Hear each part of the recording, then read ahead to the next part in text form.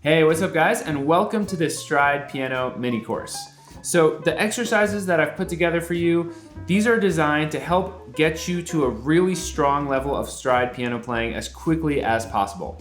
So if you sit down and you start trying to read one right off the bat, don't be afraid if it seems kind of tricky. These are designed for you to start by taking them slow and working your way up. Each one is going to be not only building your technique, but also your vocabulary. So once you can actually play all 20 of these, you are going to be a stride piano beast. All right, guys, let's dive right into the exercises. All right, so this first exercise is designed to just get started. We're gonna get started with moving up chromatically in minor 2/5s, okay? So number one is in C minor, and then we go to F7. So that's our 2/5. If this were a full 2/5-1, it would be C minor to F7 to B flat major. So technically we're in the key of B flat major. And then for the rest of the exercise, we just keep going up in half steps and so on. And so what this exercise is doing is it's getting your hand used to these quick jumps and moving up chromatically. You're also building up the ability to jump between different keys with these 2/5 chords. All right, so exercise 2 just builds on what we already accomplished with exercise 1. We're gonna just add in some right hand vocabulary on top of the left hand. Now this is a pretty common thing to do. The way this is structured is that you're actually essentially voicing the melody with full chords in your right hand while playing the stride in your left hand.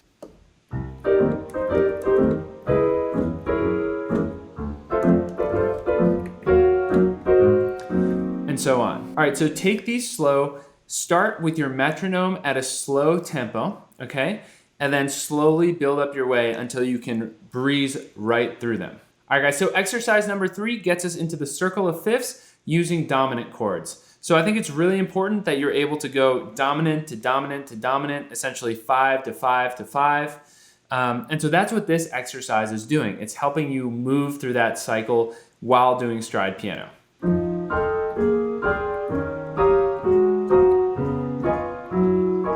And so on. Okay, so this exercise is taking us through the circle of fifths to the right, okay, clockwise through the flats. So if we started on C, we go to F, to B flat, to E flat, to A flat, to D flat, to G flat, to B, to E, to A, to D, to G, and finally to C.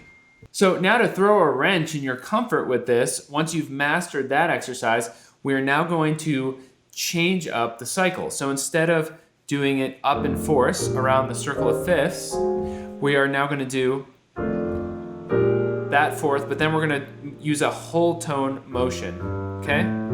So we're going to do F, B flat, and we're going to go G, C, okay? And then A, D, and so on. So our sequence is actually moving up in whole tones, okay?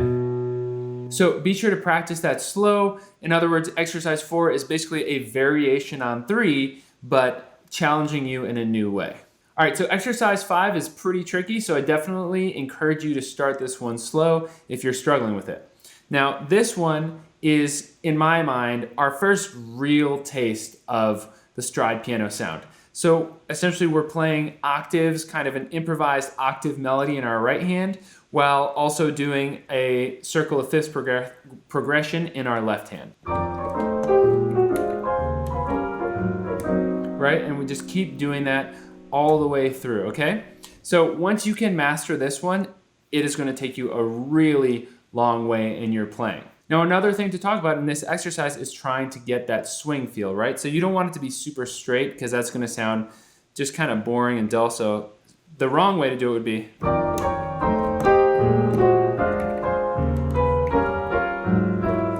Right, that's super stiff, okay? So this is a chance to get the swing feel, and one thing we have to do is mess with the pedal.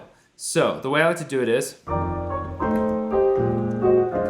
Now this is just kind of a fun trick. I find that pedaling works really well, and I'm sorry, I know you can't see my pedal, but I'm tapping like this, just on 1, 2, 3, 4, just like I'm tapping my foot. And believe it or not, it actually works really great as a pedal effect to get a good swing feel. So 1, 2, 3, 4.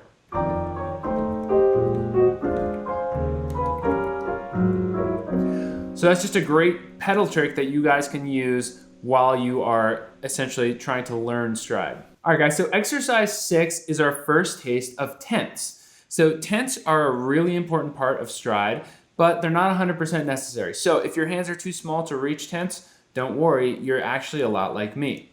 So I am able to reach tenths as long as they're just on the white notes. So I can kind of do this, but it is still quite a stretch for me and it's not very comfortable.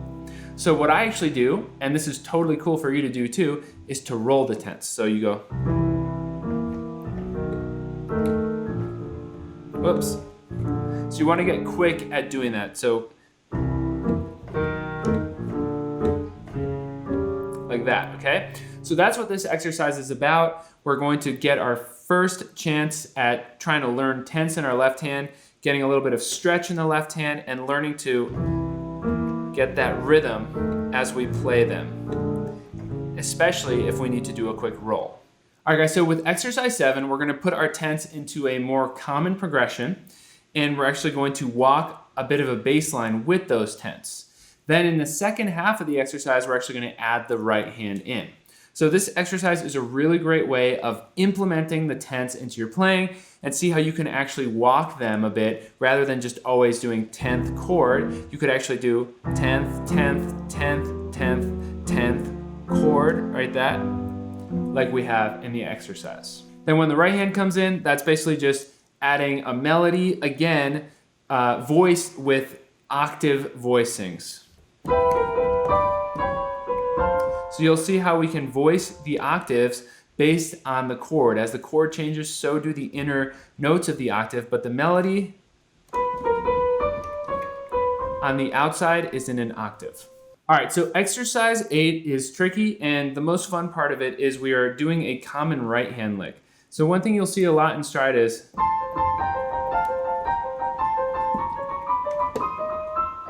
essentially you've got a third in the top two notes of the right hand. You could be with your 4th and 5th finger or 3rd and 5th finger. So this kind of sound is really useful for playing stride. So what this exercise is focusing on is essentially adding this lick and giving you some ability to move it chromatically. So getting you comfortable with that in your right hand while also doing some stride comping of dominance chromatically in your left hand. And also because exercise 9 is a variation on this, we'll just quickly breeze through it. Essentially, exercise 9 makes it a little bit trickier and again messes with your brain by making it not just chromatic motion in your left hand, but throwing in a tritone substitution. So you're actually gonna have to pay more attention to what's happening in your left hand and do some different chordal jumps while doing the lick in your right hand. All right, guys, exercise 10 is one of my favorites because this is for situations in which you have to play incredibly quick stride. Now, I don't know if you guys have ever heard someone doing it super, super fast, but it sounds something like this. So something like that, right? If you need to actually play stride really quick, well, it's, in my opinion, maybe not for some people, maybe not for Art Tatum, but for most of us, it's almost impossible to play actual stride that fast. I mean, that's just crazy. So what we can do instead is do smaller chords. So in this case, just a normal closed major 7 chord, but we hop between the bottom note, okay? And we can create the sound of stride regardless, even though it's all just in one octave. So what this exercise is doing is it's taking essentially rhythm changes, chords, and it is giving you the ability to do those quick hops in your left hand.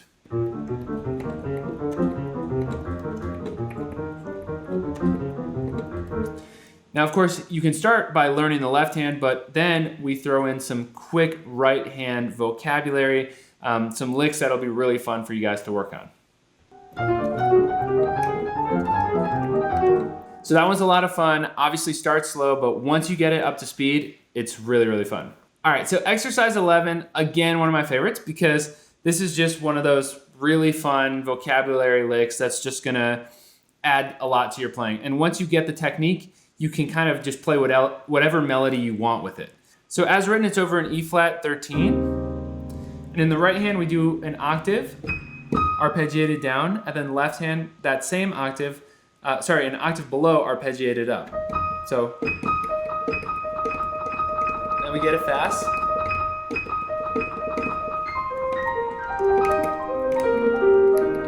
And we move it down the keyboard, right? So this exercise helps you do that in different keys. But of course, like I said before, we could do it with other melodies too.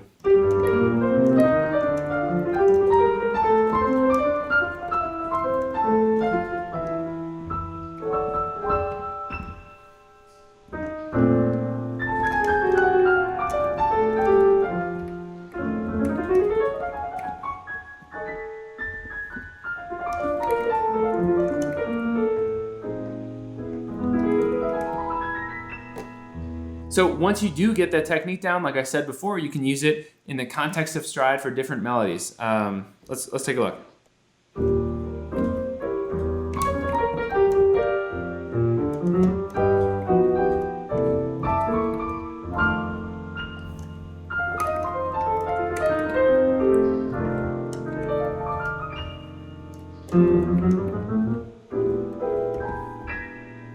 So I'm sure you guys can come up with some really fun and awesome uses for that, but yeah, I hope you guys like that one. That's one of my favorites. All right, so exercise 12 is again about adding a really awesome lick to your right hand vocabulary. So you guys have probably heard something similar to this before if you've listened to any stride piano, and I think you guys are gonna enjoy this one a lot. So it's all based on this little descending chromatic riff. That's it, right? And then we move it up, maybe in sixths or fifths or fourths, up and down. And this exercise just gives you that lick in context so you can really master it.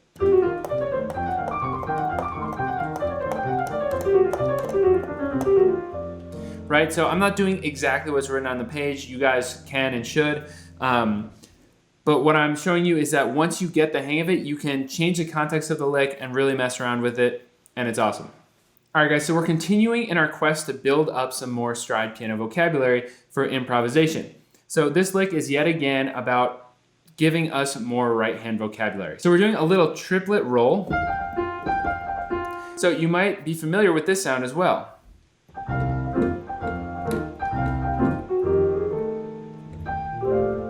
So be sure to practice this one in all keys. Once you get the hang of this, this is yet again going to be adding even more butter into that vocabulary for stride piano. So this next exercise is all about arpeggiation. So you've probably heard some arpeggiation in stride before. So arpeggiation can be really, really useful for getting that sound, those open flowing lines that go up and down the keyboard. So what this exercise is going to do is going to give you some great arpeggio licks for your right hand, both ascending and descending, and it's going to build that up in all keys. So practice this one again in all keys. Exercise number 15 is about building up right hand arpeggio chops, okay? So using arpeggios up and down the keyboard can be a way of sounding really virtuosic, but also getting open lines that don't have that kind of chromatic inner movement bebop sound, okay? So it's less about leading tones and more about long arpeggiated lines here. So this is really gonna add to your stride piano capability and vocabulary.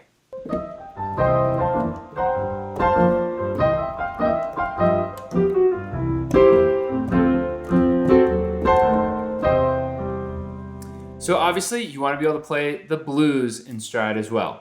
So this exercise is about giving you a blues lick that you can use while playing stride blues.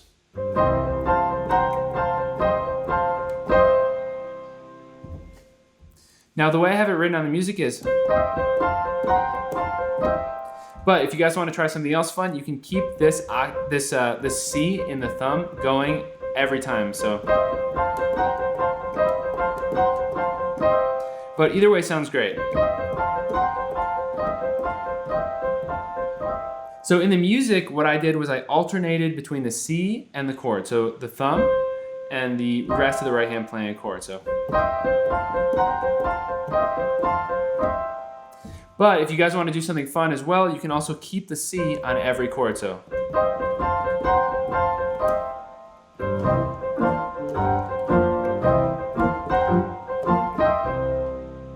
So that's just something else you guys can try out. Okay, so this exercise is really interesting sounding, and the most tricky part of it is building some power in your fourth finger and being able to navigate switching between your fourth and fifth finger at the top of the octave, okay?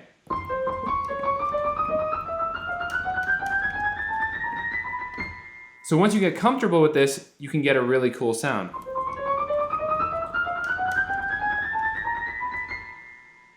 So the way I'm doing it is this. I'll do pinky first, and then if I'm moving up to a black note, I'll use my fourth finger. And then now that makes it perfect for me to get to my pinky.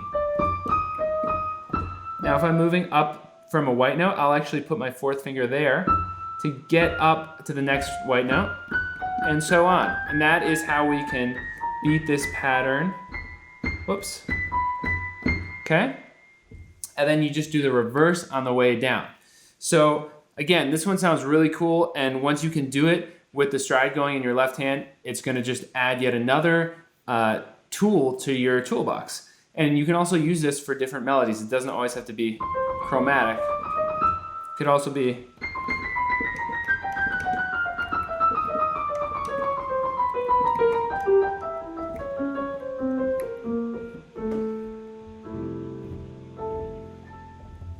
So yeah, once you get the hang of it, be sure to mess around with it and see if you can get creative and invent some of your own licks using this strange octave technique. All right, so this next one is an awesome sounding tritone arpeggio. So if you're playing a dominant chord, let's take C dominant for instance.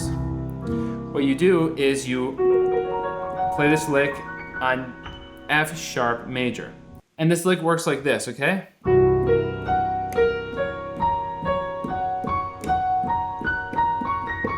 It's just those 3 arpeggios and they just repeat. And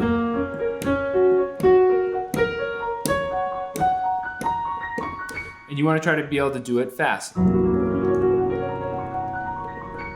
Okay? And so you get that really interesting sound. And of course you can do it on the way down too. So that's a pretty cool one to add to your arsenal. All right guys, we've reached the last exercise of the series. So you guys might actually recognize this chord progression, which is based on Coltrane changes. Now, of course, I say this because it's very challenging even when you're not playing stride piano. So if you can actually nail these chord changes while playing stride, you are going to be in really great shape. So that is why I have written this exercise for you guys in all keys.